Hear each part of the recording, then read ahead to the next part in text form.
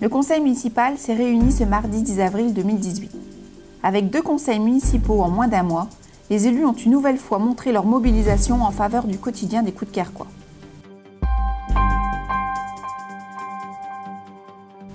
Suite au débat d'orientation budgétaire qui a eu lieu lors du conseil précédent, l'équipe municipale a voté le budget 2018. Ainsi, de nombreux projets d'envergure aboutiront cette année, comme par exemple la deuxième phase de la rue des Forts et l'aménagement des berges du canal de Bergues, la place Carbon entièrement refaite dans le vieux Coudekerque, la transformation de la salle de Sonneville en gymnase ainsi que la rénovation de la rue Gesquière.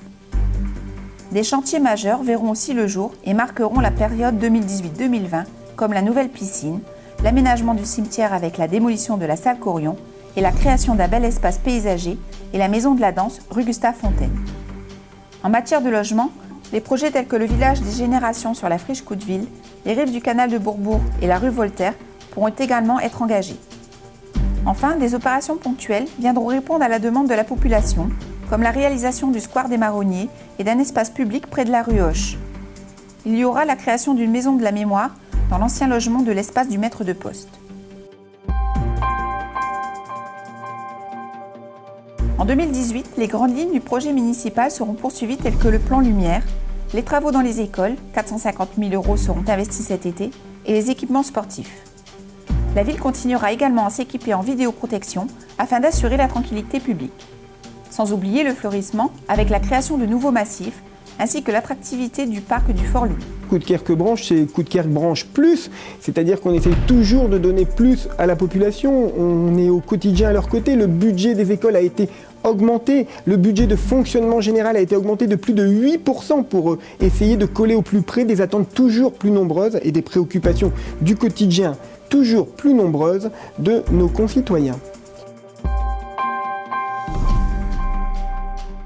Ce sera l'une des innovations du programme de l'intensité. Les activités et sorties seront revues et adaptées plus finement en direction des jeunes. Elles seront par exemple proposées pour les plus grands sur le début de soirée jusqu'à 20h. L'intensité, quelque chose de toujours très apprécié de nos jeunes, qui désormais sera divisé en 3 phases.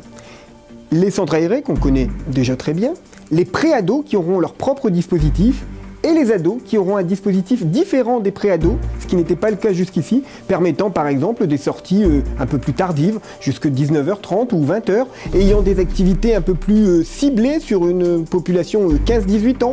On essaye véritablement d'être au plus proche de leur attente. Je les ai rencontrés dans des forums jeunes lors des visites dans les collèges, et ils m'ont apporté plein d'idées, un parc à drones, des sorties dans des parcs d'attractions. On va mettre tout ça en œuvre dès cet été.